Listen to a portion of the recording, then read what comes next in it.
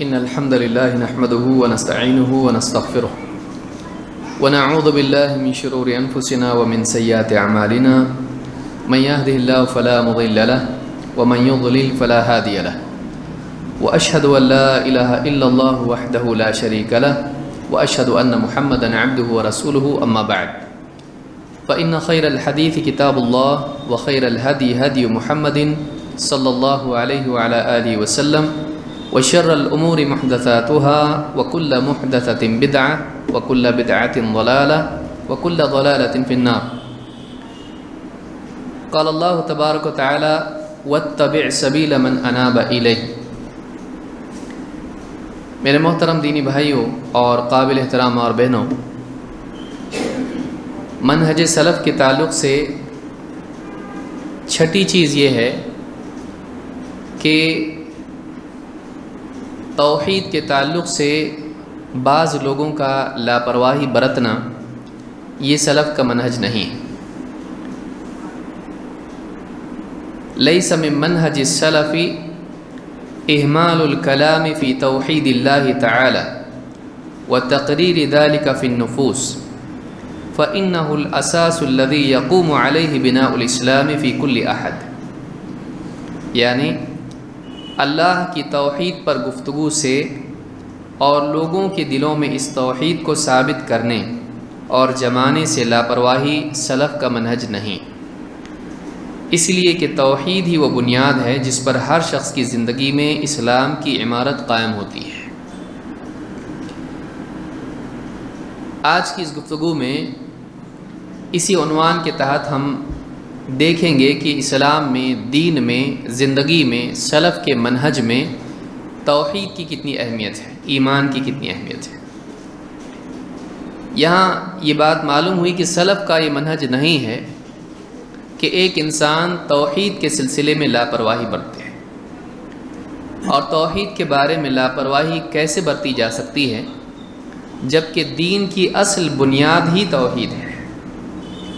سارے نبیوں کی دعوت کا مرکز، سارے نبیوں کی مسلسل کوشش توحید کو لوگوں کے دلوں میں زندہ کرنا اور زندگیوں کے اندر توحید کا اہتمام لانا تھی.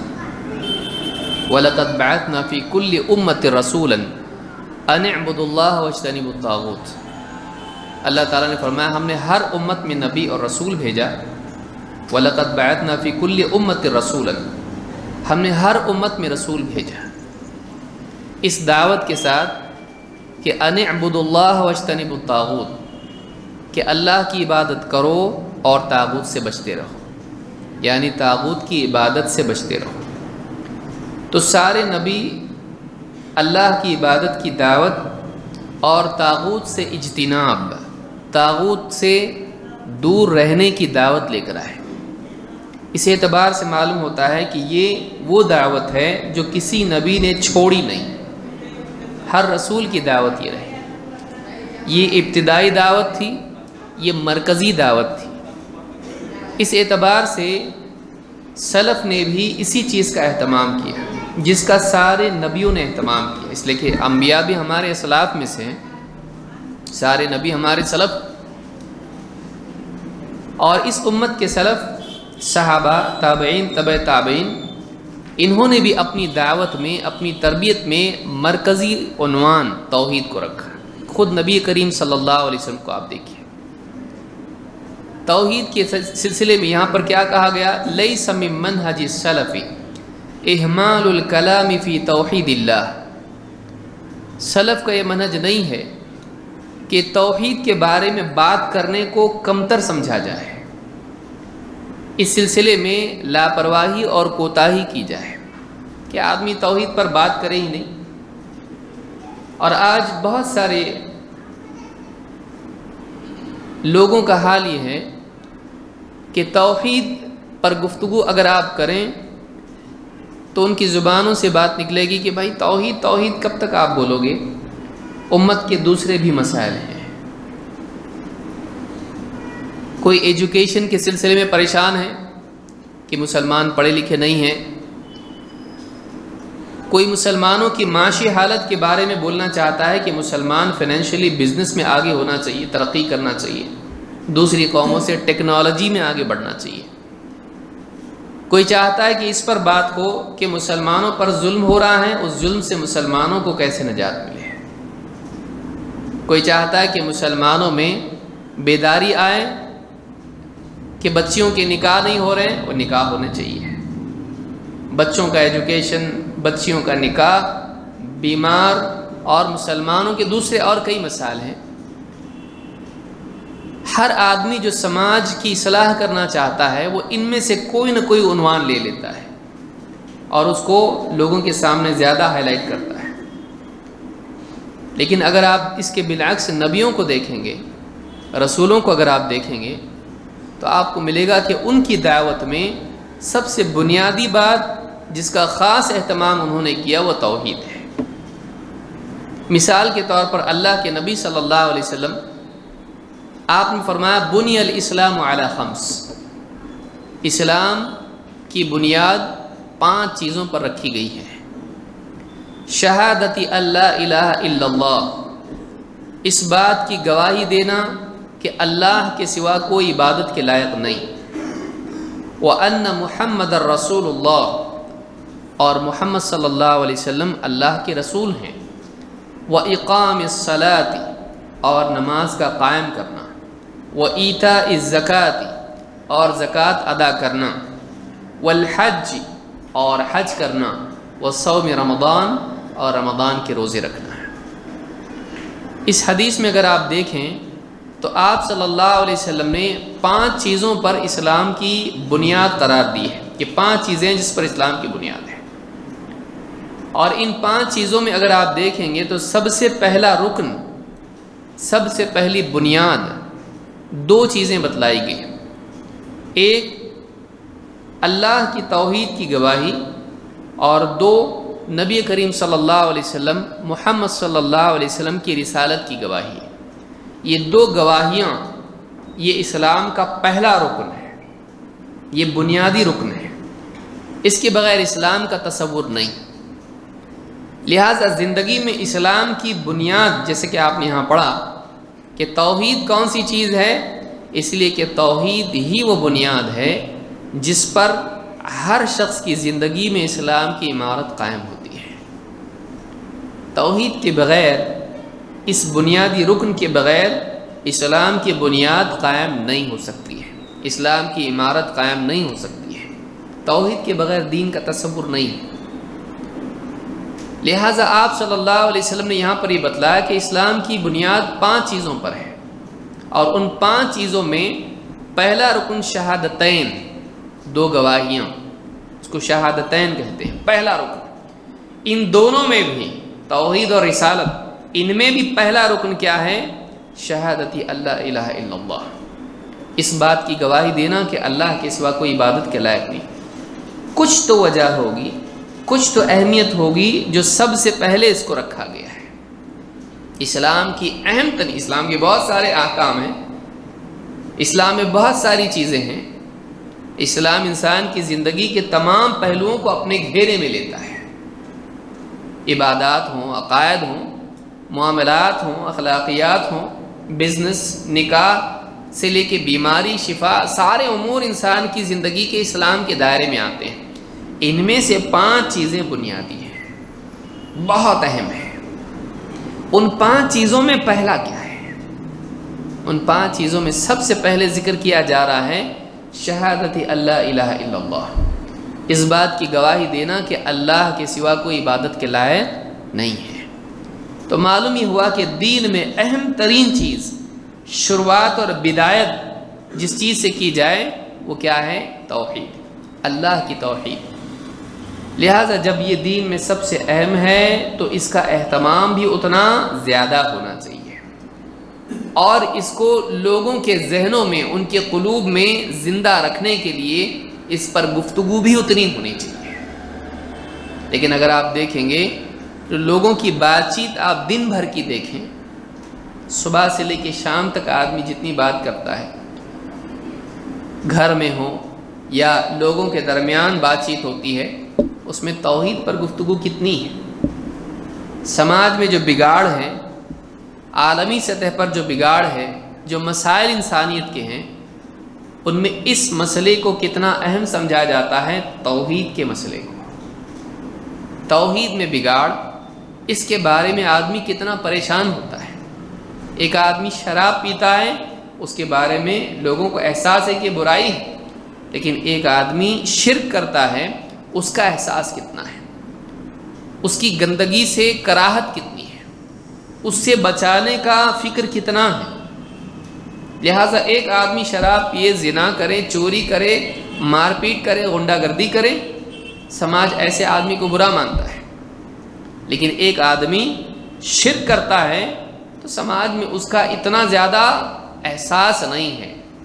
یہ سماج میں عیب ہے۔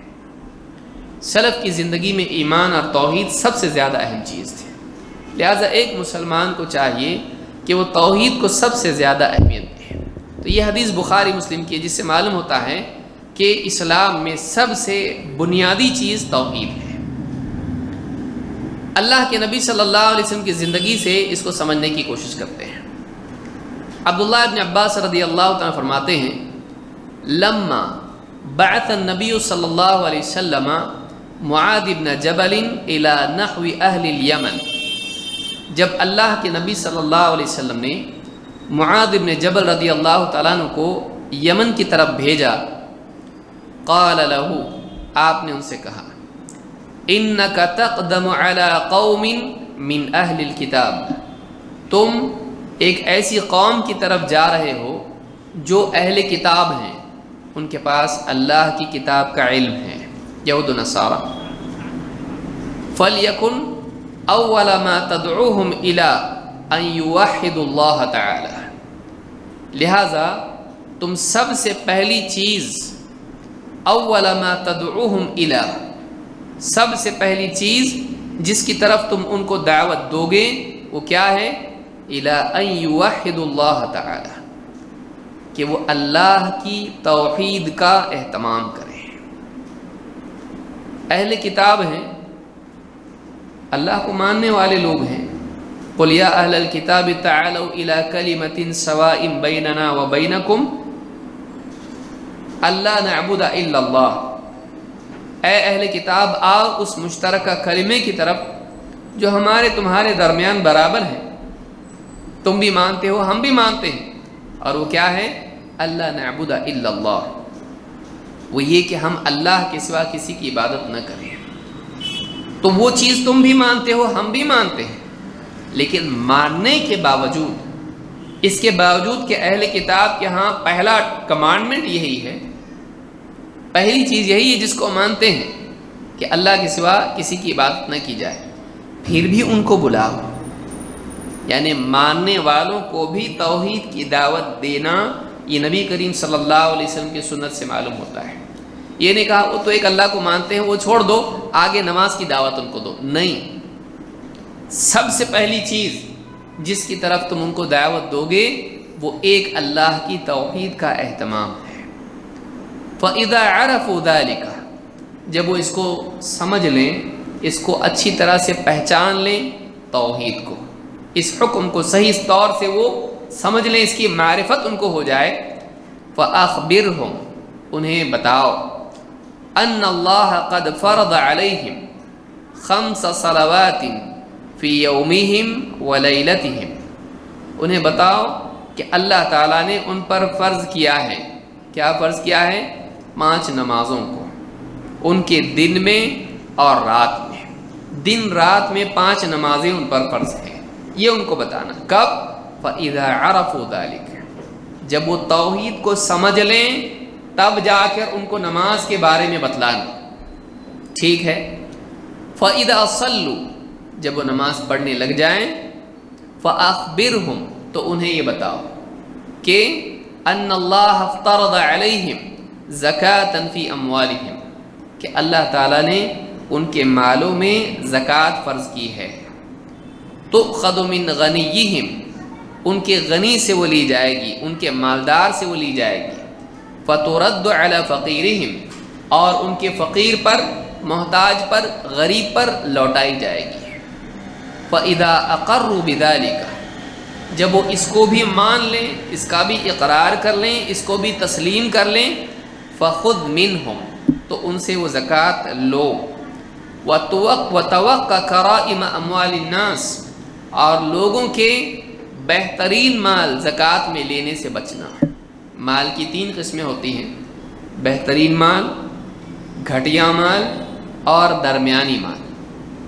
تو نہ ان کا بہترین مال لینا اور نہ ان کا گھٹیا مال زکوٰۃ میں لینا۔ زکوٰۃ میں کون سا مال لینا؟ درمیانی قسم کا مال لینا ہے۔ وتوقع کرائم اموال الناس، اور مسلم کے الفاظ ہیں فَلْيَكُنْ أَوَّلَ مَا تَدْعُوهُمْ إِلَيْهِ عِبَادَةُ اللَّهِ عَزَّ وَجَلَّ، کہ پہلی چیز جس کی طرف تم ان کو بلاؤ گے وہ اللہ عز و جل کی عبادت ہے، ایک اللہ کی عبادت، یعنی توحید سے مراد کیا ہے؟ ایک اللہ کی عبادت کرنا۔ تو یہاں پر آپ دیکھیں گے بخاری نے اس کو روایت کیا ہے کتاب التوحید میں، اور مسلم نے کتاب الایمان میں۔ اس حدیث میں کئی اہم ترین اصول دین کے اور دعوت کے ملتے ہیں۔ نمبر 1، آپ دیکھیں گے کہ 3 حکم آپ صلی اللہ علیہ وسلم نے بتلائے ہیں۔ نمبر 1 توحید، نمبر 2 نماز، نمبر 3 زکوٰۃ۔ بظاہر دکھائی دیتا ہے کہ اتنے سارے بڑے دین میں سے 3 باتیں کیوں، لیکن آپ دیکھیں گے اگر کیٹیگرائز اس کو کریں گے، توحید عقیدے کا معاملہ ہے، نماز عقیدہ آدمی کا دل، صحیح عقیدہ اس کا ہونا چاہیے، توحید اس کی صحیح ہونا چاہیے۔ نمبر 2 نماز جو بدنی عبادت ہے اور اللہ کا حق ہے۔ نمبر 3 زکوٰۃ جو مالی عبادت ہے، جو بندوں کو دی جائے گی، بندوں کے حقوق العباد میں سے۔ تو اگر آپ دیکھیں گے کہ 3 چیزیں، عقیدہ، بدنی عمل اور مالی عمل، اس اعتبار سے آپ کو دکھائی دے گا کہ دین میں، اور آپ قرآن کریم آپ اگر دیکھتے ہیں، آپ سورۃ البقرہ پڑھتے ہیں، یہ ترتیب آپ کو وہاں بھی ملے گی۔ ذَلِكَ الْكِتَابُ لَا رَيْبَ فِيهِ هُدًى لِلْمُتَّقِينَ، یہ کتاب، اس میں کوئی شک نہیں، یہ متقین کے لیے ہدایت ہے، اللہ سے ڈرنے والوں کے لیے۔ کون ہے وہ؟ الذین یؤمنون بالغیب ویقیمون الصلاۃ ومما رزقناہم ينفقون، جو غیب پر ایمان رکھتے ہیں، بن دیکھے اللہ سے ڈرتے ہیں، توحید کا اہتمام کرتے ہیں۔ من خشی الرحمن بالغیب، جو رحمان سے بن دیکھے ڈرتا ہے، اللہ کی توحید کا اہتمام، ایمان بالغیب۔ 2 نماز کا اہتمام، نمبر 3 جو اللہ نے ان کو مال دیا اس میں سے خرچ کرنا۔ یہ 3 پہلو ہیں انسان کی شخصیت کے، عقیدے کی صحت، اللہ کا حق بندگی نماز بدنی عبادت، 3 بندوں کا حق اپنے مال میں سے ان پر خرچ کرنا ہے۔ یہ تینوں پہلو اگر زندگی کے صحیح ہوں، آدمی کی شخصیت کامل ہوتی ہے۔ صحیح عقیدہ، اللہ کا حق، بندوں کا حق، یہ 3 چیزیں، صحیح عقیدہ اگر نہیں رہے گا تو نہ وہ نماز قبول ہوگی نہ زکوٰۃ قبول ہوگی۔ لہٰذا پہلا کام عقیدہ صحیح، اسی لیے دیکھیے سب سے پہلے ایمان آئے، پھر نماز آئی، پھر زکوٰۃ آئے۔ کیوں؟ اس لیے کہ نماز پہلے، زکوٰۃ بعد میں، اللہ کا حق بندوں سے پہلے ہے۔ اس سے بھی معلوم ہوتا ہے کہ نماز زکوٰۃ سے پہلے ہے۔ آپ ساری دنیا کو خوش کر لیں، سارا سوشل سروس آپ کر لیں اور نماز آپ نہیں پڑھتے ہیں تو کچھ بھی فائدہ نہیں ہے۔ آپ نماز بھی پڑھیں اور آپ لوگوں کے ساتھ بھلائی کا سلوک بھی کریں، عقیدہ اگر صحیح نہیں ہے تو آدمی کا نہ نماز قبول ہے، نہ اس کی خدمت خلق قبول ہے۔ عقیدہ صحیح ہونا چاہیے۔ تو یہ بہت اہم چیز ہے۔ لہٰذا سلف کی زندگی میں آپ دیکھیں گے کہ عقیدے کو اپنی زندگی میں وہ سب سے اہم ترین چیز مانتے تھے۔ گویا کہ عقیدہ انسان کی زندگی میں ایسا ہے جیسے انسان کے بدن میں سر۔ ایک آدمی اس کو ہاتھ نہیں ہے نا ایسے لوگ دنیا میں۔ ایک آدمی اس کو پاؤں نہیں ہے، ایک نہیں 2 پاؤں نہیں ہے۔ ایسا کوئی آدمی آپ کو ملے گا جس کا سر ہی نہیں؟ ٹھیک ہے، آپ کو آنکھ نہیں ملے گا، کان نہیں ملے گا، لیکن ایسا آدمی آپ کے پڑوس میں رہتا ہے جس کو سر ہی نہیں۔ عقیدے کی مثال انسان کے لیے ایسی ہے دین میں جیسے انسان کے بدن میں سر ہوتا ہے۔ بغیر سر کے انسان کا وجود نہیں ہے، اس کی حیات نہیں ہے۔ اسی طرح سے بغیر توحید کے بغیر عقیدے کی صحت کے انسان کی دینداری کا کوئی وجود نہیں ہے۔ لہذا سلف عقیدے کو اور عقیدے میں خاص طور سے توحید کو سب سے زیادہ اہمیت دیتے ہیں۔ اس بارے میں گفتگو کرنا، سلف اس بارے میں لاپرواہی نہیں برتتے۔ سلف میں ایسا کبھی نہیں دیکھا جائے گا کہ کوئی آدمی عقیدے پر بات کر رہا، کب تک عقیدے پہ بات کرے گا، ذرا نماز پہ بات کر، خدمت خلق پہ بات کر، زندگی کے مسائل پہ بات کر، نہیں، عقیدہ نمبر 1 پر رہے گا، ہمیشہ عقیدہ نمبر 1 پر رہے گا۔ اسی لیے آپ دیکھیں گے کہ پیارے رسول صلی اللہ علیہ وسلم آپ کی زندگی کے آخری دنوں میں بھی آپ لوگوں کو شرک سے ڈراتے رہے۔ لعنت اللہ علی الیہود والنصارى اتخذوا قبور انبیائہم مساجد، اللہ کی لعنت و یہود و نصارہ پر، انہوں نے اپنے نبیوں کی قبروں کو سجدہ گاہ بنا لیا ہے۔ آخری دنوں میں آپ امت کو قبر پرستی سے ڈراتے رہے۔ معلوم یہ ہوا کہ عقیدے کے بارے میں گفتگو نبی صلی اللہ علیہ وسلم بستر مرگ پر بھی کر رہے ہیں۔ اپنی زندگی کے آخری دنوں میں بھی آپ کی گفتگو میں عقیدے کا ٹاپک ہے۔ تو یہ عقیدے کی اہمیت ہے، یہ توحید کی اہمیت ہے۔ یہ شرک کے بارے میں بولنا کیوں ضروری ہے، اس بارے میں سمجھ میں آتا ہے۔ آئیے آگے بڑھتے ہیں۔ جندب ابن عبداللہ رضی اللہ تعالیٰ عنہ فرماتے ہیں، کننا مع النبی صلی اللہ علیہ وسلم، ہم اللہ کے نبی صلی اللہ علیہ وسلم کے ساتھ تھے، وَنَحْنُ فِتْيَانٌ حَزَابِرَةٌ، اور ہم نوجوان ابھی بالغ ہونے کی عمر کے قریب تھے۔ فتیان نوجوانی کی عمر کو کہتے ہیں، فتح پختہ عمر والے کو کہتے ہیں، اسی پر سے فتویٰ پختہ بات۔ فتویٰ کے معنی کیا ہے؟ ایک ایسی بات جو پکی ہو، جو تحقیق کر کے عالم مفتی پیش کرتا ہو۔ تو وَنَحْنُ فِتْيَانٌ حَزَابِرَةٌ، ہم بالغ تھے یا بلوغت کے قریب تھے، مطلب ابھی مطلب ہماری عمریں ایک دم جوان ہونے کے قریب ہم لوگ تھے، حزابرہ۔ کہتے ہیں فَتَعَلَّمْنَا الْإِيمَانَ قَبْلَ أَن نَّتَعَلَّمَ الْقُرْآنَ، کہ ہم نے ایمان سیکھا اس سے پہلے کہ ہم قرآن سیکھیں۔ آپ کو یاد ہوگا پچھلے کچھ دروس پہلے میں نے ایک بات کہی تھی کہ عقیدہ سیکھنا تفسیر پر بھی مقدم ہے۔ بعض اوقات یہ تھوڑا سمجھ میں نہیں آتا، اب یہ دیکھیے صحابہ کیا کہہ رہے ہیں، کیا کہہ رہے ہیں؟ وَتَعَلَّمْنَا الْإِيمَانَ قَبْلَ أَن نَّتَعَلَّمَ الْقُرْآنَ، ہم نے ایمان سیکھا اس سے پہلے کہ ہم قرآن سیکھیں۔ ثُمَّ تَعَلَّمْنَا الْقُرْآنَ فَازْدَدْنَا بِهِ إِيمَانًا، پھر جب ہم نے قرآن سیکھا تو ہم ایمان میں پہلے سے بھی زیادہ بڑھ گئے۔ اس کو امام ابن ماجہ نے اپنی سنن میں ذکر کیا ہے اور یہ صحیح روایت ہے۔ اس سے ایک بات یہ معلوم ہوتی ہے، اب اس کا مطلب کیا ہے؟ صحابہ ایمان اور توحید کو سب سے پہلے سیکھتے تھے، اور بلا شبہ ایمان کی باتیں بلا دلیل تو وہ نہیں سیکھتے تھے، قرآن کی دلیلیں اس میں ہوا کرتی تھی۔ یہ مطلب نہیں کہ ایک دم قرآن کو ٹچ بھی نہیں کریں گے، قرآن کی کوئی بات نہیں سیکھیں گے، بغیر قرآن سنے ہم عقیدہ سیکھیں گے، ایسا تو نہیں تھا۔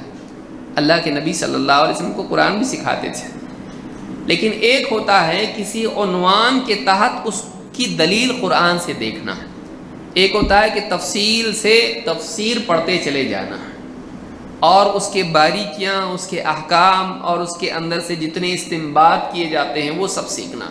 صحابہ ایسا نہیں، پہلے عقیدہ سیکھتے تھے، پہلے وہ باتیں دین کی جو عقیدے سے، توحید سے، ایمان کی جڑی ہوئی ہیں، ایسی باتیں جو ایمان سے متعلق ہیں، خاص طور سے جیسے آخری جو جز ہے قرآن کا، مکی صورتیں جن میں ایمان کی باتیں، آخرت کی باتیں ہیں، اللہ کی توحید کی باتیں ہیں، اس کو پہلے سیکھتے تھے، اور پھر اس کے بعد میں وہ احکام قرآن کے، نکاح کے احکام ہیں، طلاق کے احکام ہیں، نماز کے احکام ہیں، جنگ کے احکام ہیں، اور بہت ساری باریکیاں ہیں قرآن کی، وہ آیتیں جن میں اس طرح کی باتیں آئی ہیں جو تفصیلی احکام ہیں، میراث کے احکام ہیں۔ کہتے ہیں ہم پہلے ایمان ہم نے سیکھا، پہلے اپنے یقین کو پختہ بنایا، پہلے اپنے توکل کو اللہ پہ پکا کیا، پہلے آخرت کا فکر، آخرت کا خوف دل میں پیدا کیا۔ یہ ساری چیز جب زندگی میں آ گئی اس کے بعد جب ہم نے قرآن کی تفصیلات پڑھنی شروع کی تو زندگی میں آسانی کے ساتھ ہمارے وہ آنا شروع ہو گیا اور ہمارا ایمان بھی بڑھنے لگا۔ تو یہاں یہ بات سمجھ میں آتی ہے کہ ایک انسان کو تفصیلی احکام میں جانے سے پہلے اپنے ایمان کی پختگی کے لیے کوشش کرنا چاہیے۔ اللہ کا خوف، اللہ پر یقین، اللہ پر توکل اور توحید، اللہ کی بڑائی، اس کی عظمت۔ آپ دیکھیے ابتدائی آیات میں اللہ نے کیا فرمایا؟ یا ایھا المدثر قم فانذر وربک فکبر، اے چادر میں لپٹنے والے کھڑے ہو جائیے، لوگوں کو خبردار کیجیے اور اپنے رب کی بڑائی بیان کیجیے۔ اللہ تعالیٰ نے قرآن نازل کیا تو رب کی بڑائی بیان کرنے کے لیے کہا۔ لہٰذا ایک انسان کو چاہیے کہ وہ پہلے اپنے عقیدے کو پختہ کرے۔ ایک آدمی کو توحید معلوم نہیں ہے اور وہ بہت ساری دوسری آیات اور تفاصیل قرآن کی، نکاح کی آیتیں، طلاق کی آیتیں، جنگ کی آیتیں، میراث کی آیتیں، ان کی باریکیاں دیکھ رہا ہے اور اب تک اس کو معلوم نہیں ہے کہ توحید الاسماء و صفات کیا ہے، وَذَرِ الَّذِينَ يُلْحِدُونَ فِي أَسْمَائِهِ کا کیا مطلب ہے، اس کو یہ نہیں معلوم ہے۔ لہٰذا ایک آدمی اگر ایمان نہیں جانتا ہے اور وہ آدمی باقی تفاصیل دیکھ رہا ہے تو یہ غلطی ہے۔ پہلے اپنے عقیدے کو پختہ کر لینا چاہیے، اس کے بعد قرآن کی تفسیر آپ پڑھیے۔ الحمدللہ کہتے ہیں کہ ثُمَّ تَعَلَّمْنَا الْقُرْآنَ فَازْدَدْنَا بِهِ ایمَانًا، جب ہم نے اپنے عقیدے کو صحیح کر لیا اور پھر اس کے بعد قرآن پڑھنا شروع کیا تو ہمارا ایمان اور بڑھتا چلا گیا ہے۔ اس کا یہ مطلب نہیں کہ سرے سے قرآن کی کوئی آیت نہ سنیں، یہ مطلب نہیں ہے۔ مطلب یہ ہے کہ آپ پہلے وہ حصہ سیکھ لیں قرآن کا بھی جو عقیدے سے جڑا ہوا ہے، پہلے اپنے عقیدے کو صحیح کر لیں، پھر اس کے بعد قرآن کی تفاصیل اور احکام ہیں آپ سیکھتے چلے جائیں، پھر آپ کو احکام کی آیتیں بھی پڑھ کے ایمان تازہ ہوگا۔ تو یہ روایت بتلاتی ہے کہ سلف کے ہاں ایمان کی بہت زیادہ اہمیت تھی، سب سے پہلے ایمان کو سیکھتے تھے۔ بہرحال آئیے آگے بڑھتے ہیں۔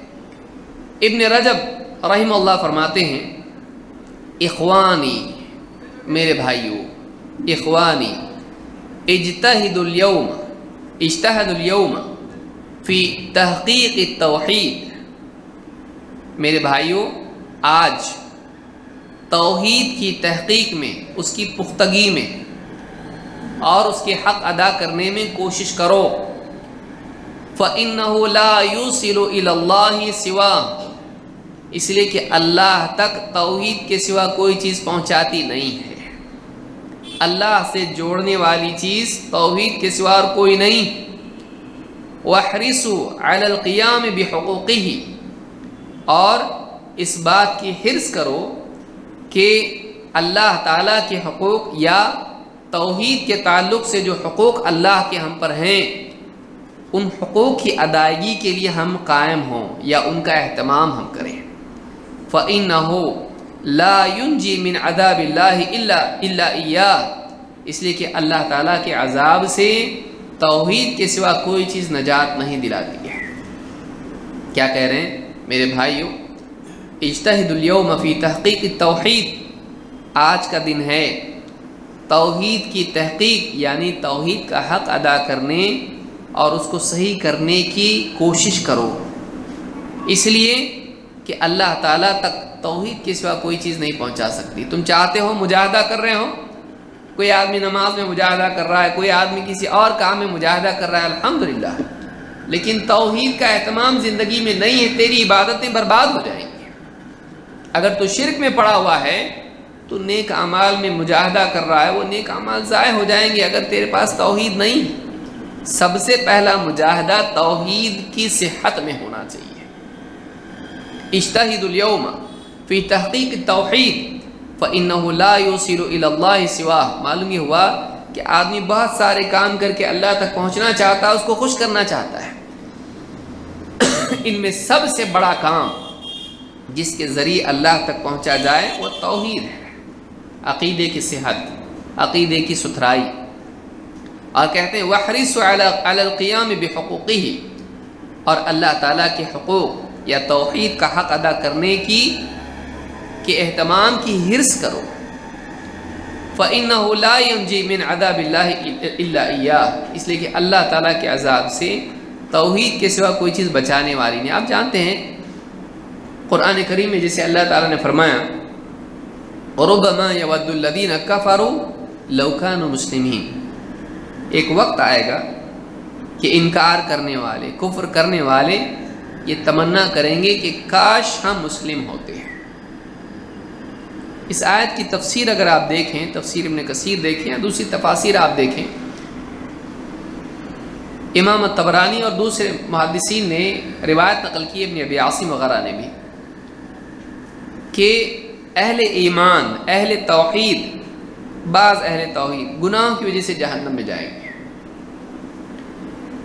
تو وہاں پر جہنم میں لات اور عزا کی عبادت کرنے والے بت پرست اہل توحید کا مذاق اڑائیں گے، ان کو طعنہ دیں گے، کہیں گے تمہاری توحید کا کیا فائدہ ہوا؟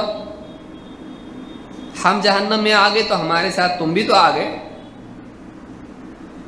تم توحید کے بارے میں کہتے دیکھو تم بھی تو ایک اللہ کو ماننے، اللہ کی توحید کا اہتمام کر کے بھی تم جہنم میں آئے، اور ہم کفر کیا ہم بھی جہنم میں، تو فرق کیا ہوا؟ دونوں بھی تو جہنم میں آ گئے، کیا فائدہ ہوا تمہاری توحید کا؟ اللہ تعالیٰ ان کا یہ جملہ سنے گا اور اللہ تعالیٰ کو ان پر غصہ آئے گا کہ میرے بندے، توحید والے بندے ان کو طعنہ دے رہے ہیں اور توحید کے بارے میں بتلا رہے ہیں کہ توحید کا کیا فائدہ ہوا۔ اللہ تعالیٰ فرشتوں کو حکم دے گا جتنے توحید والے سب کو جہنم سے نکالو، ایک ایک کر کے سارے اہل توحید جہنم سے نکالے جائیں گے، اور پھر سب اس میں مشرکین اور کفار، لات اور عزا کی عبادت کرنے والے رہ جائیں گے۔ اس وقت میں وہ دیکھیں گے کہ اگرچہ یہ توحید والے گناہوں کی وجہ سے جہنم میں آئے، لیکن اپنی توحید کی وجہ سے نکال دیے گئے، کاش کہ ہمارے پاس بھی توحید ہوتی تو ہم بھی نکالے جاتے ہیں۔ اس وقت میں کہیں گے رُبَّمَا يَوَدُّ الَّذِينَ كَفَرُوا لَوْ كَانُوا مُسْلِمِينَ۔ اللہ فرماتا ہے ایک وقت آئے گا، ایک وقت آئے گا کہ کفر کرنے والے کہیں گے کاش کہ ہم مسلمان ہوتے ہیں، کاش کہ ہم مسلمان ہوتے تو اس اسلام، اس توحید کی وجہ سے ہم کو بھی جہنم سے نکالا جاتا۔ تو یہاں پر یہ کہہ رہے ہیں وَحْرِصُ عَلَى الْقِيَامِ بِحُقُوقِهِ، توحید کا حق ادا کرنے کی حرص کرو کہ میری توحید پختہ ہو جائے، کہیں سے بھی کسی بھی اعتبار سے اس میں کوئی کمی نہ رہے۔ کیوں؟ فَإِنَّهُ لَا يُنْجِي مِنْ عَذَابِ اللَّهِ إِلَّا إِيَّاهُ، اس لیے کہ اللہ کے عذاب سے بچانے والی چیز توحید ہے۔ یہ وہ چیز ہے کہ اگر تمہارے پاس ہے، ایک نہ ایک دن تم عذاب سے بچا کے جہنم سے نکال کے جنت میں ڈالے جاؤ گے، لیکن اگر توحید نہیں ہے تو پھر بچاؤ کی کوئی صورت نہیں ہے۔ توحید نہیں تو بچاؤ نہیں۔ لہٰذا یہ شرح کلمۃ الاخلاص میں ابن رجب نے بات کہی ہے۔ ابن ابی العز الحنفی رحمہ اللہ فرماتے ہیں بل ائمۃ السلف کلہم متفقون، سلف میں جتنے بھی ائمہ ہیں سب کے سب کا اتفاق ہے علی ان اول ما یؤمر به العبد الشہادتان، سب سے پہلی چیز جس کا ایک بندے کو حکم ہے یا حکم دینا چاہیے وہ شہادتین ہے، دو چیزوں کی گواہی۔ ہم نے دیکھا دو چیزوں کی گواہی کون سی ہے؟ اشہد ان لا الہ الا اللہ و اشہد ان محمد رسول اللہ، اشہد ان محمد رسول اللہ، یہ دو چیزیں ہیں، اللہ کی توحید اور محمد صلی اللہ علیہ وسلم کی رسالت، یہ دو چیزیں ہیں، ان کی گواہی سب سے پہلے اس کا حکم ہے، سب سے پہلے بندہ ان دو چیزوں کا مکلف ہے۔ اور کسی کو حکم، آپ نے دیکھا حضرت معاذ بن جبل کی حدیث میں آپ نے کہا سب سے پہلی چیز جس کی طرف تم ان کو دعوت دو گے وہ یہ ہے کہ اللہ کی توحید کا اہتمام کریں۔ بعض روایتوں میں ہے اور محمد صلی اللہ علیہ وسلم کی رسالت کی گواہی دیں۔ یہ دو چیزیں ہیں، سب سے پہلے بندہ ان کا مکلف ہے، اسی لیے اسلام میں آتا ہے تو یہی کلمہ پڑھ کے آتا ہے فَالتَّوْحِيدُ أَوَّلُ مَا يَدْخُلُ بِهِ فِي الْإِسْلَامِ وَآخِرُ مَا يَخْرُجُ بِهِ فِي الدُّنْيَا، یا من الدنیا کہ توحید وہ پہلی چیز ہے جس کے ذریعے آدمی اسلام میں آتا ہے اور آخری چیز ہے جس کے ساتھ دنیا سے جاتا ہے۔ آپ دیکھیے اسلام میں آنے کے لیے شروعات کیا ہے؟ لا الہ الا اللہ، آ جاؤ اندر۔ اس کے ذریعے سے آدمی اسلام میں داخل ہوتا ہے۔ دنیا سے جانا ہے اس کو، مرتے وقت آخری چیز کیا کہنا ہے اس نے؟ اشہد ان لا الہ الا اللہ۔ تو اسلام میں آنا گویا کہ اس کی ایک زندگی کی شروعات ہے۔ کفر کی زندگی چھوڑ کے وہ ایمان کی زندگی میں آ رہا ہے، کیونکہ کفر والا گویا کہ مردہ ہے۔ اللہ تعالیٰ نے قرآن میں اس انسان کو جس کے پاس ایمان نہیں ہے اس کو مردہ اور میتہ قرار دیا ہے۔ زندہ کون ہے؟ واقعی جس کے پاس ایمان ہے۔ تو اسلام میں داخل ہوتے وقت شہادتین، توحید اور رسالت، دنیا سے جاتے وقت بھی کیا کہنا ہے اس نے؟ اشہد ان لا الہ الا اللہ و اشہد ان محمد رسول اللہ۔ لیکن حدیث میں کیا آیا ہے؟ جیسے کہتے ہیں کما قال النبی صلی اللہ علیہ وسلم من کان آخر کلامہ لا الہ الا اللہ دخل الجنہ، جس کا آخری کلام، آخری کلمہ لا الہ الا اللہ ہوگا وہ ضرور جنت میں جائے گا۔ آخری کلمہ بھی یہ ہونا چاہیے۔ اور اسلام میں آنے کے وقت پہلا کلمہ کیا ہونا چاہیے؟ پہلی بات کیا بولنا ہے؟ اشہد ان لا الہ۔ اس کے بغیر مسلمان نہیں۔ یہ بول کے آدمی اسلام میں آتا ہے۔ کہتے ہیں وَهُوَ أَوَّلُ وَاجِبٍ وَآخِرُ وَاجِبٍ، یہ پہلا واجب ہے اور آخر واجب ہے۔ زندگی کا پہلا عمل یہ، آخری عمل یہ، یعنی شروعات بھی اس سے ہو رہی ہے اور خاتمہ بھی اس سے ہو رہا ہے۔ فَالتَّوْحِيدُ أَوَّلُ الْأَمْرِ وَآخِرُهُ، کہتے ہیں کہ توحید سب سے پہلا حکم ہے اور سب سے آخری حکم ہے۔ اعنی توحید الالوہیہ، کہتے ہیں میری مراد اس سے ہے کہ اللہ کی الوہیت کی توحید کا اہتمام کیا جائے، یعنی ایک اللہ کی عبادت، ایک اللہ کو اپنا معبود ماننا، یہ زندگی میں سب سے اہم چیز ہے۔ اس کا اہتمام اعتقاداً و عملاً ہونا چاہیے، اور اس کا اہتمام دعوت میں بھی سب سے زیادہ ہونا چاہیے۔ بدقسمتی سے مسلمان بعض اوقات حالات سے متاثر ہو کر توحید کی دعوت چھوڑ کے دوسری چیزوں میں لگ جاتے ہیں۔ بلا شبہ مسلمانوں کے بہت سارے مسائل ہیں، سیاسی مسائل سے لے کے معاشی مسائل سے لے کے یا معاشرتی مسائل، آپ دیکھیں بہت سارے مسائل ہیں، اور یقیناً ان تمام مسائل کے حل کے لیے کوشش بھی ضروری ہے۔ لیکن کیا توحید کی کوشش ضروری نہیں ہے؟ کیا یہ دین میں اہم نہیں ہے؟ کیا یہ انسان کا سب سے بڑا مسئلہ نہیں ہے؟ اللہ کے رسول صلی اللہ علیہ وسلم ابو طالب کے پاس گئے تو سب سے آخر میں کس چیز کے منوانے کی کوشش کی؟ اے چچا لا الہ الا اللہ کا اقرار کرو، میں اللہ کے پاس تمہاری سفارش کروں گا۔ سب سے اہم چیز یہ ہے، اس کے بغیر دنیا سے جانا انسان کے لیے ناکامی ہے، چاہے وہ دنیا کا سب سے خوشحال آدمی کیوں نہ ہو۔ توحید کے بغیر اگر دنیا سے جاتا ہے ناکام گیا ہے۔ لہٰذا مسلمانوں کی کوشش یہ ہونا چاہیے۔ آج دیکھیے دنیا میں مسلمانوں پر ظلم ہو رہا ہے، بلا شبہ ابھی چل رہا ہے، میانمار میں، برما میں چل رہا ہے۔ اللہ تعالیٰ مسلمانوں کی جان و مال کی حفاظت کرے اور ان کو نجات دے ظالموں سے، اور ظالموں کو زمین سے پاک کرے۔ آج حالات ہیں، مسلمانوں پہ مسائل ہیں بلا شبہ، اور ہر مسلمان جو بھی اس کے بس میں ہے کوشش کسی مسلمان کے لیے حفاظت اور اس کی عافیت کے لیے جو کر سکتا ہے، چاہے وہ دعا کی صورت میں کیوں نہ ہو، جو بھی اس سے ہو سکتا ہے کرنا چاہیے۔ چاہے مالی اعتبار سے اس کی مدد ہے، اس کے گھر بسنے کے اعتبار سے، اس کے لباس کے لیے، کھانے کے لیے، جو کر سکتا ہے کرے۔ اپنی بستی میں یا دنیا کے کسی کونے میں کوئی مسلمان پریشان ہے، اس کے لیے مسلمان کا پرامن طریقے سے تعاون کرنا یہ اچھی چیز ہے۔ لیکن ایک مسلمان کی دنیا کی تکلیف کے بارے میں پریشان ہونا اور اس کی قبر کی تکلیف اور حشر کی تکلیف، جہنم کی تکلیف کے بارے میں بے فکر ہونا، یہ مسلمان کا طریقہ نہیں ہونا چاہیے۔ جہاں وہ اس کی بھوک پیاس اور اس کے لباس اور اس پر دنیا کے ظالموں کی تکلیف کے بارے میں حساس ہو، وہیں وہ قبر کے عذاب، جہنم کے عذاب کے بارے میں بھی حساس ہو۔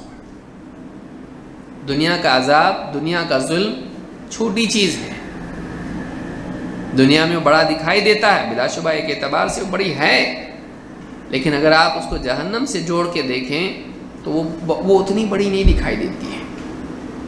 تو آپ ایک مسلمان کو دنیا کی مصیبت سے بچانے کے لیے فکر مند ہوں، لیکن آخرت کی مصیبت سے بچانے کے لیے وہ لاپرواہ ہوں، آپ نے اس کا حق ادا نہیں کیا ہے، آپ نے اس کی خیر خواہی نہیں کی ہے۔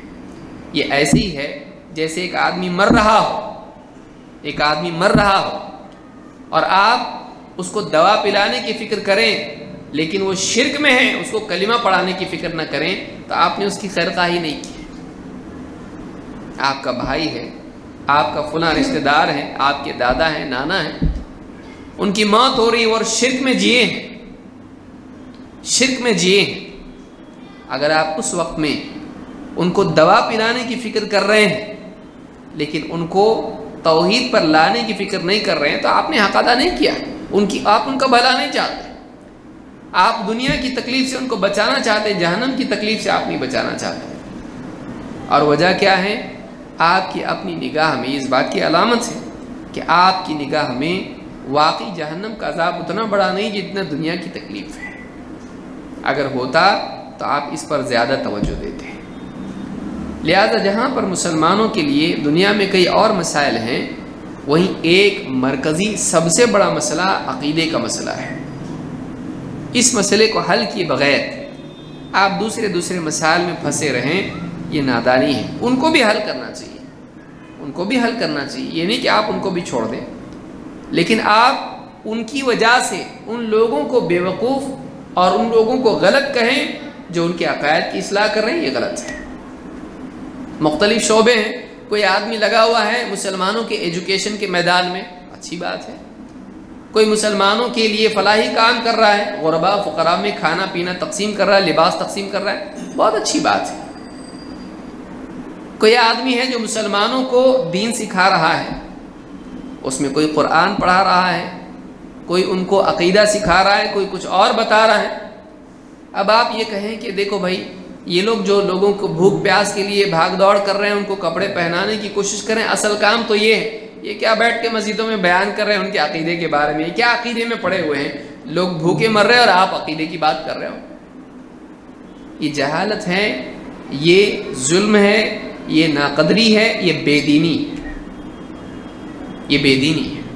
ہر آدمی اپنا کام کر رہا ہے، مسلمانوں کے لیے معاشی مسائل کا حل کرنے والا وہ کام کر رہا ہے اور عقیدے کی اصلاح کرنے والا اپنا کام کر رہا ہے، لیکن آپ ان سب کو اگر رکھو گے تو سوال پیدا ہوتا ہے کہ نبی کریم صلی اللہ علیہ وسلم کو اللہ تعالیٰ نے نبوت کا پیغام پہنچانے کی بات کہی، سب سے پہلے آپ کا پیغام کیا تھا؟ بھوکوں کو کھانا کھلاؤ، کپڑے پہناؤ، حکومت قائم کرو، سب سے پہلا پیغام آپ کا کیا تھا؟ اور جو آپ مسلسل عرب میں آپ بازاروں میں اور مسجد حرام میں اور لوگوں کی مجلسوں میں اور خیموں میں جا کے دیتے رہے، وہ پیغام کیا تھا؟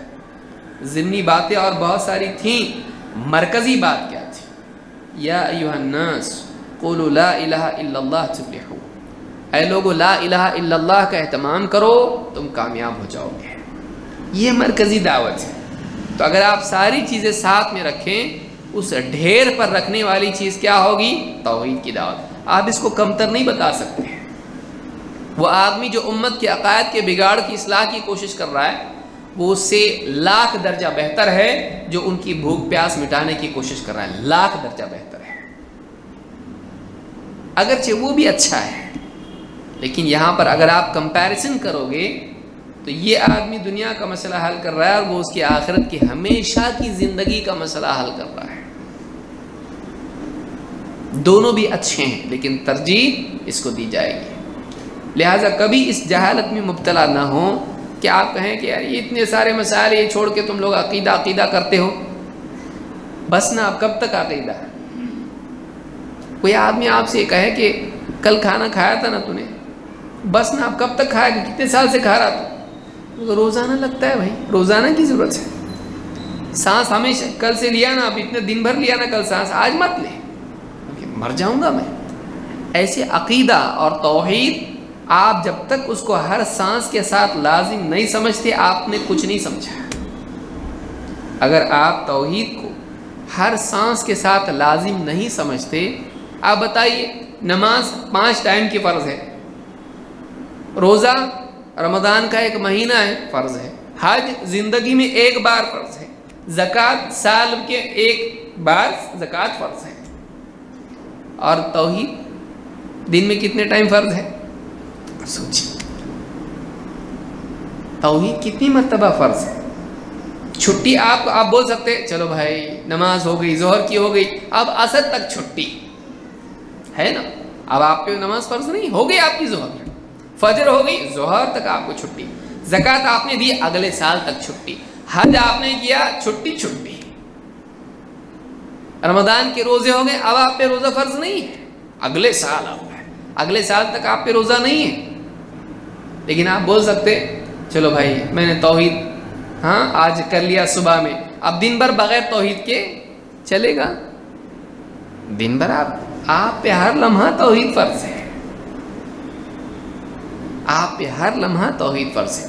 کوئی 1 سیکنڈ آپ بتا دیں ایسا جس میں آپ کہیں اس سیکنڈ میں اس منٹ میں توحید میرے پہ فرض نہیں ہے، نہیں، آپ پر ہر وقت ہے۔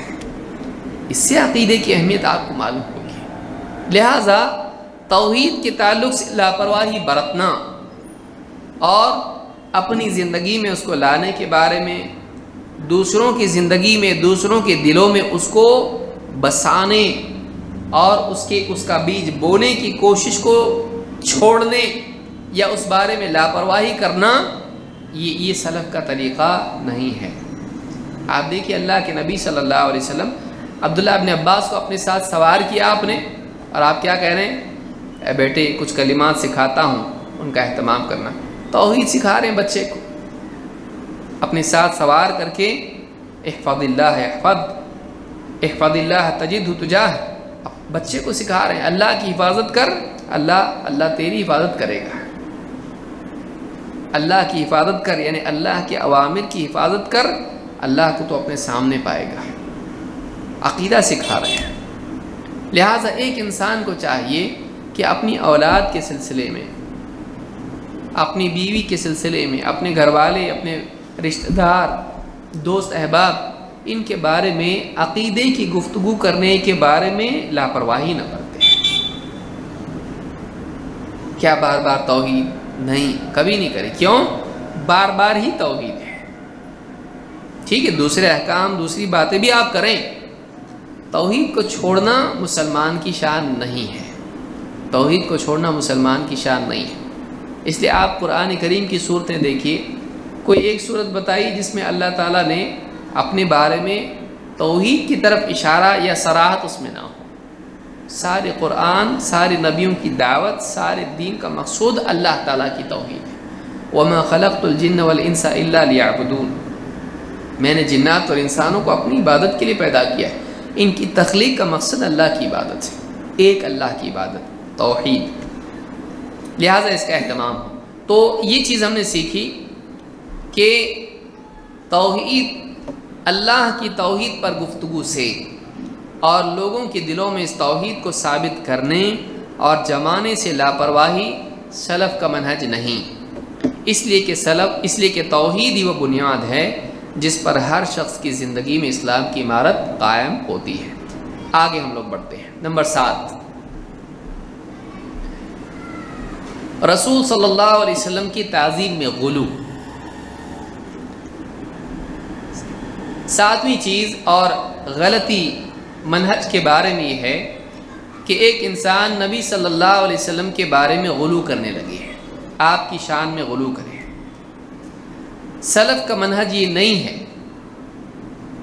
نہ یہ منہج ہے کہ نبی صلی اللہ علیہ وسلم کی شان میں گستاخی کی جائے، نہ یہ ہے کہ آپ کی شان میں غلو کیا جائے، یہ دونوں بھی گمراہیاں ہیں۔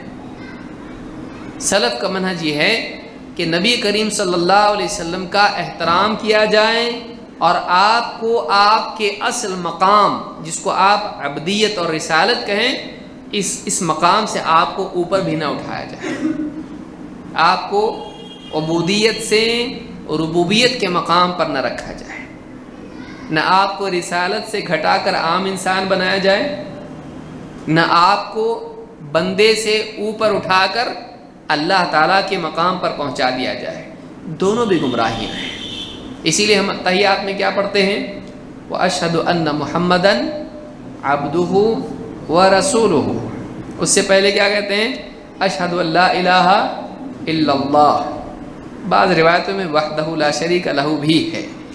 اشہد ان لا الہ الا اللہ واشہد ان محمدا عبدہ ورسولہ۔ میں گواہی دیتا ہوں اس بات کی، پہلے اللہ کی توحید کی گواہی ہے، نبی سے پہلے اللہ کی بات آئی، پھر میں گواہی دیتا ہوں کہ اللہ کے نبی محمد صلی اللہ علیہ وسلم کیا ہیں؟ عبدہ ورسولہ، اللہ کے بندے ہیں اور اللہ کے رسول ہیں۔ یہ دونوں چیزیں ہم کو یاد رکھنا چاہیے۔ ایک حیثیت آپ کی ذاتی ہے اللہ کی نسبت سے، اور ایک حیثیت آپ کی مخلوق کے اعتبار سے ہے، آپ کے منصب کے اعتبار سے۔ آپ کا اللہ سے معاملہ کیا ہے؟ آپ اللہ کے بندے ہیں۔ اسی لیے آپ دیکھیے قرآن میں کئی جگہ پر اللہ نے فرمایا سبحان الذی اسری بعبدہ، پاک ہے وہ ذات جو اپنے بندے کو راتوں رات لے گیا، معراج۔ تو اور کئی مقامات پر اللہ نے کہا، تو ارأیت الذی ینہی عبدا اذا صلی، یا اور جگہ پر بھی اللہ نے کہا وَإِن كُنتُم فِي رَيْبٍ مِّمَّا نَزَّلْنَا عَلَىٰ عَبْدِنَا۔ تو اللہ تعالیٰ نے کئی مقامات پر نبی صلی اللہ علیہ وسلم کا تعارف کیا عبد، بندہ، کیونکہ اصل انسان کی زندگی کا مقصد بندگی۔ تو ایک حیثیت اللہ کے اعتبار سے، اللہ کی نسبت سے ہے، وہ کیا ہے؟ آپ بندے ہیں اللہ کے، اللہ رب ہے، اللہ معبود ہے، اور آپ اللہ کے بندے ہیں۔ اللہ آپ کی عبادت نہیں کرتا ہے، آپ اللہ کی عبادت کرتے ہیں۔ یہ فرق یاد رکھنا ضروری ہے۔ بعض لوگوں نے کیا کر دیا؟ ایک کر دیا ہے۔ وہی جو عرش پہ تھا مستوی خدا ہو کر، اتر پڑا ہے مدینے میں مصطفیٰ ہو کر۔ جیسے عیسائیوں نے کیا ویسے بعض مسلمانوں نے بھی کیا، اور کفر و شرک میں مبتلا ہو گئے۔ تو ایک تو یہ ہے کہ آپ کی عبودیت سے آپ کو اوپر نہ اٹھایا جائے، لیکن دوسرا مرتبہ کیا ہے؟ رسالت، کہ آپ عام انسانوں کی طرح نہیں ہیں۔ اللہ نے آپ پر وحی نازل کی، اللہ تعالیٰ نے اپنا خصوصی پیغام آپ کو دیا، وَعَلَّمَكَ مَا لَمْ تَكُنْ تَعْلَمْ وَكَانَ فَضْلُ اللَّهِ عَلَيْكَ عَظِيمًا۔ اللہ نے کہا کہ اللہ نے آپ کو وہ سکھایا جو آپ نہیں جانتے تھے، اور آپ پر اللہ تعالیٰ کا بڑا فضل رہا ہے۔ اللہ نے فضیلت کا ذکر کیا رسالت کے ساتھ میں۔ کیا کہا؟ کہ اللہ نے آپ کو سکھایا جو آپ نہیں جانتے تھے، ایسا علم دیا جو آپ کے زمانے میں کسی کے پاس نہیں۔ لِتُنذِرَ قَوْمًا مَّا أُنذِرَ آبَاؤُهُمْ فَهُمْ غَافِلُونَ، تاکہ ایک ایسی قوم کو آپ ڈرائیں جن کے باپ دادا کو نہیں ڈرایا گیا تھا، خبردار نہیں کیا گیا تھا، وہ غافل پڑے ہوئے ہیں، سب غافل تھے، کسی کو نہیں معلوم تھا۔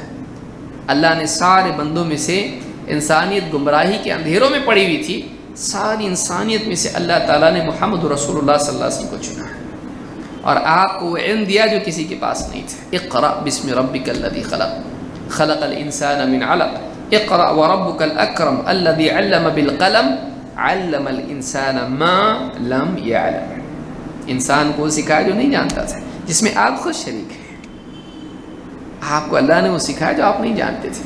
ما کنت تدری ما الکتاب ولا الایمان، آپ کو نہیں معلوم تھا ایمان کیا ہے، آپ کو نہیں معلوم تھا کتاب کیا ہے، ہم نے آپ کو بتایا۔ ولکن جعلناہ نورا، لیکن یہ علم، یہ وحی نور بنا کے آپ کو دیا گیا ہے۔ وحی کا علم نور ہے جو نبی صلی اللہ علیہ وسلم کے قلب پر نازل کیا گیا ہے۔ یہ بہت بڑا علم ہے جو اللہ نے آپ کو دیا۔ رسالت آپ کو اللہ نے دی، پیغام دے کر بھیجا بندوں کے پاس، جاؤ خبردار کرو۔ قم فانذر، کھڑے ہو جائیے، لوگوں کو بتائیے، ڈرائیے، خبردار کیجیے۔ وربک فکبر، آپ اپنے رب کی بڑائی بیان کیجیے لوگوں کے سامنے۔ یا ایھا الرسول بلغ ما انزل الیک من ربک، اے رسول آپ کے رب کی طرف سے جو آپ پہ نازل ہوا ہے پہنچائیے لوگوں تک۔ تو یہ دو مقام ہیں، ایک بندگی کا مقام، یا جس کو آپ کہیں عبودیت، اور دوسرا رسالت۔ ان دونوں کو جمع کرنا یہ آپ کی شخصیت کے کمال کے اعتبار سے ہے۔ اللہ کے بندے اور لوگوں کی طرف بھیجے گئے رسول ہیں۔ ایک اپنی ذاتی زندگی کے اعتبار سے اللہ سے آپ کا تعلق، نماز پڑھنے والے. اسی لیے آپ نے کیا کہا, آپ اتنی لمبی لمبی نماز پڑھتے تھے, پاؤں میں ورم آتا تھا, لوگوں نے آپ کو مشورہ دیا آپ اتنا مجاہدہ کیوں کرتے, آپ کی تو مغفرت ہو چکی ہے. کہا افلا احب ان اکون عبدا شکورا, کیا میں اللہ کا شکر گزار بندہ نہ بنوں. بندہ, پرسنل تعلق اللہ سے آپ کا کیا ہے, بندگی, اللہ کے آگے جھکنے والے. اور بندوں کی نسبت سے آپ کا کیا معاملہ ہے, رسول. آپ کو کام دیا گیا ہے, آپ کی زندگی کا ایک مقصد ہے. قل هذه سبیلی ادعو الی اللہ, اے نبی آپ کہیے یہ میرا راستہ ہے, میں لوگوں کو اللہ کی طرف بلاتا ہوں. رسالت, پیغام بری, یہ دونوں پہلو آپ کی زندگی کے جو آپ کی شان ہے, جو آپ کی شان ہے. عیسیٰ علیہ السلام کے بارے میں آپ غور کریں, ان دونوں میں تقصیر کی گئی ہے, یہود کی طرف سے اور نصارہ کی طرف سے. غلو اور تقصیر. عیسیٰ علیہ السلام اللہ کے بندے ہیں, ابھی بھی ہیں نا, وفات نہیں ہوئی ہے. عیسیٰ علیہ السلام کو اللہ نے آسمان پر اٹھا لیا. عیسیٰ علیہ السلام اللہ کے بندے ہیں. لیکن نصارہ نے کیا کیا, آپ کو مانا تو بندگی سے کیا کر دیا, آپ کا مرتبہ اونچا کر کے آپ کو ربوبیت اور الوہیت میں شامل کر دیا ہے. پوجنا بھی شروع کر دیا اور مانگنا بھی شروع کر دیا ہے. Jesus is with you. رب کا مقام عیسیٰ علیہ السلام کو دے دیا ہے. معجزات سے دھوکہ کھا کے. معجزات آپ کی رسالت کی دلیل تھے, الوہیت کی نہیں. آپ کا کھانا پینا ابدیت کی دلیل تھی. دونوں کو ملا کے دیکھنا چاہیے تھا. معجزات بھی ہیں اور کھاتے پیتے بھی ہیں. تو کھاتے پیتے ہیں اس لیے کہ بندے ہیں, معجزات ہیں اس لیے کہ اللہ کے رسول ہیں. ایسا چاہیے تھا. انہوں نے سارا دھیان, اٹینشن کہاں ان کی ہو گئی, معجزات. مردہ کو زندہ, ماں کے پیٹ سے اندھا اس کو آنکھ, گھر میں کیا رکھا ہوا کھانے کے لیے بتا رہے ہیں, کیا کھا کے آئے. تو بہت عجیب بات ہے. ماں کے پیٹ میں آنکھ دینے والا اللہ, مردہ کو زندہ کرنے والا اللہ, انسان کے چھپے ہوئے بھیدوں کو جاننے والا اللہ. جب یہ سارے اللہ والے کام کر رہے ہیں کا مطلب یہ اللہ, نعوذ باللہ, کم سے کم ابن اللہ, اللہ کے بیٹا بنا دیا. کی صفات اللہ کی ہیں تو ان میں آ گئی, کا مطلب یہ اللہ کا حصہ ہے, یہ بندے اللہ کے بیٹے ہیں. حالانکہ وہ صاف کہتے تھے یہ سب کام میں اللہ کے حکم سے کرتا ہوں. بھئی ایک فرشتہ آ کے اگر مریم میں روح پھونک دے بطن میں, تو فرشتہ تھوڑی اولاد دینے والا ہوا ہے, اللہ تعالیٰ اولاد دینے والا ہے. فرشتہ اللہ کے حکم سے آ کے روح ڈال رہا ہے, حدیث میں ہے نا, فرشتے کو حکم دیا جاتا ہے اور وہ آ کے اس میں روح پھونکتا ہے بطن میں, اللہ کے حکم سے. تو دینے والا اللہ تعالیٰ ہے, اور اللہ کے حکم سے فرشتہ روح قبض کر رہا. موت دینے والا فرشتہ ہوا ملک الموت نہیں, روح قبض اس نے کی, لیکن حکم اللہ کا ہے, قدرت اس کو اللہ نے دی ہے. تو جب فرشتہ معبود نہیں بنا تو عیسیٰ علیہ السلام کیسے بنے؟ سمپل ہے, لیکن نہیں سمجھنے والے کے لیے ہزار پردے. جب دل ہی نہ چاہے تو بہانے ہزار ہیں. انہوں نے معجزات دیکھے اور معجزات دیکھ کر ان کو عبودیت سے اوپر اٹھا لیا. یہود کا معاملہ الٹا ہوا ہے. کھاتا پیتا آدمی, بازار میں گھومتا, سیدھا سادہ آدمی ہے. اور پھر انہوں نے دیکھا بیوی کا شوہر بھی نہیں تھا, تو بجائے اس کو معجزاتی پیدائش قرار دینے کے انہوں نے اصل مرتبے سے بھی گھٹا دیا, عام انسان سے بھی کم تر کر دیا. بندہ تو مانا, رسول نہیں مانا ہے, اور معجزات کو کیا کر دیا, جادو قرار دے دیا. ان کے معجزات کو جادو قرار دے دیا. اور بندہ, لیکن بندہ کیسا, اور بھی کم تر, کیسا, زنا کی اولاد, نعوذ باللہ, ماں پہ تہمت لگا دی.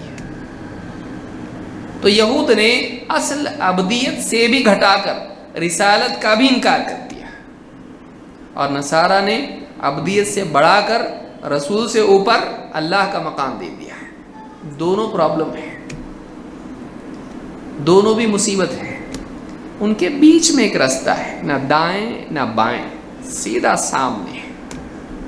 وہ کیا ہے؟ جو ہم کو اتحیات میں خامخواہ سکھایا ہم کو ایسا، اشہد اللہ الہ الا اللہ، میں گواہی دیتا ہوں اس کی کہ اللہ کے سوا کوئی عبادت کے لائق نہیں، اور محمد صلی اللہ علیہ وسلم پھر کیا ہے؟ محمد صلی اللہ علیہ وسلم، وہ اشہد ان محمدن عبدہ و رسولہ. رسول ماننے سے پہلے کیا مان رہا ہے؟ بندے، اللہ کے بندے ہیں اور اللہ کے رسول ہیں. نہ آپ کی رسالت سے آپ کو ہم گھٹا کے مانتے ہیں، نہ آپ کی بندگی سے بڑھا کے آپ کو مانتے ہیں. یہ عقیدہ اسلام کا کیا زبردست عقیدہ ہے. اگر اس پر آدمی خالی اتحیات پہ غور کرتا تو ساری بلائیں ٹل جاتی ہیں. لیکن آدمی چونکہ علم کی گہرائی انسان کے پاس نہیں ہوتی ہے، لہٰذا وہ جہالت کی گہرائیوں میں پڑ جاتا ہے. کوئی نہ کوئی گہرائی تو نصیب ہونے والی ہے، یا تو آدمی کو علم کی گہرائی نصیب ہوگی یا پھر جہالت کی گہرائی، جہالت کی کھائی. تو آدمی علم حاصل کرے، اور وہ علم جو سلف والا علم ہے، صحیح فہم، یہ نہیں کہ نیا کچھ تو نکالے. تو یہ انوویشن نہیں ہونا چاہیے، وہی علم جو سلف مانتے آئے ہیں. تو یہاں پر ساتویں چیز یہ ہے، اور اس کو میں بیان کر کے چھوڑ دوں گا، اس کو ہم اگلے ہفتے انشاءاللہ پورا کریں گے. ساتویں چیز یہ ہے، لیس من منہج السلف الغلو فی الرسول صلی اللہ علیہ وسلم ومساواتہ باللہ تعالی. رسول صلی اللہ علیہ وسلم کے معاملے میں غلو کرنا اور آپ کو اللہ کے برابر کر دینا سلف کا منہج نہیں ہے. آپ کے معاملے میں غلو کرنا یعنی آپ کو آپ کی واقعی منزلت اور آپ کے مقام سے بڑھا دینا، یہاں تک کہ آپ کو اللہ کے برابر کر دینا، یہ سلف کا منہج نہیں ہے. اللہ الگ ہے، رسول الگ ہے. بعض لوگوں نے معراج کا واقعہ جو بیان کرنے کی کوشش کرتے ہیں، نبی کی محبت بعض اوقات، اور انسان کی فطرت ہے حب کو شیع میں و یصم، کسی کی محبت تجھ کو اندھا اور بہرا بنا دیتی ہے. محبت میں انسان کو دوسرے کے بارے میں حقائق سے محرومی نصیب ہوتی ہے. نبی صلی اللہ علیہ وسلم کی محبت بلا شبہ ہر مسلمان پر فرض ہے، لیکن اس محبت میں اندھا نہیں ہونا ہے، اس محبت کو علم کی روشنی میں دیکھنا ہے. آپ صلی اللہ علیہ وسلم کہ معراج کے واقعے کو بعض لوگوں نے بیان کیا، بولے پردے کے ادھر بھی وہی ہے ادھر بھی وہی ہے. ہاں، بہت سارے لوگوں نے کیا کیا بیان کیا اس میں. آسمان پہ بھی وہی ہے، زمین پہ بھی وہی ہے، اللہ کے برابر کر دیا ہے. محمد صلی اللہ علیہ وسلم اللہ سے الگ ہیں، اللہ اللہ ہے اور آپ صلی اللہ علیہ وسلم رسول اللہ ہیں. اب بعض لوگوں نے کیا نیا ڈائلاگ بولے، محمد صلی اللہ علیہ وسلم خدا نہیں لیکن خدا سے جدا بھی نہیں. کیا مطلب اس کا؟ میں خدا نہیں، خدا سے جدا بھی نہیں، تو بولنا کیا چاہ رہا ہے؟ اگر جدا، اب یہ ڈبل میننگ ہے نا اس میں. جدا نہیں کا مطلب الگ نہیں. اگر یہ بولنا چاہتا ہے کہ آپ صلی اللہ علیہ وسلم کا اللہ سے تعلق ہے، تو سارے نبیوں کا ہے، سارے ایمان والوں کا ہے، صحابہ کا بھی ہے، اولیاء کا بھی ہے. تو جدا نہیں کا کیا مطلب؟ خدا نہیں لیکن خدا، دیکھیے کس کے اپوزٹ کہا جا رہا ہے، خدا نہیں لیکن خدا سے جدا نہیں. تو اس پہلو کے اعتبار سے کہ خدا سے جدا نہیں یعنی آپ خدا سے، اللہ سے الگ بھی نہیں کر سکتے. آپ اللہ اور رسول ایک ہے، لیکن رسول اللہ نہیں ہے. وہی جو عقیدہ جو دوسروں کا اوتار والا ہے، یہی نبی کے بارے میں بھی اسلام میں جائز نہیں. حلول کا عقیدہ ہے یا اسی طرح سے دوسرے عقائد ہیں، یہ اسلام میں عقیدے نہیں ہیں. محمد رسول اللہ صلی اللہ علیہ وسلم انسان تھے. انسان کی آدم علیہ السلام انسان تھے. آپ آدم علیہ السلام کی اولاد میں سے، آپ نے خود بتایا ابراہیم علیہ السلام کی اولاد میں سے آپ ہیں. ابراہیم علیہ السلام انسان تھے.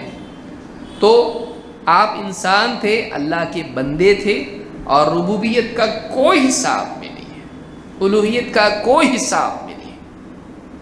اللہ ہی رب ہیں، اللہ ہی الہ ہے. اسی لیے آپ نے اپنے بارے میں کہا کیا میں اس بات کو پسند نہ کروں کہ میں اللہ کا بندہ ہوں؟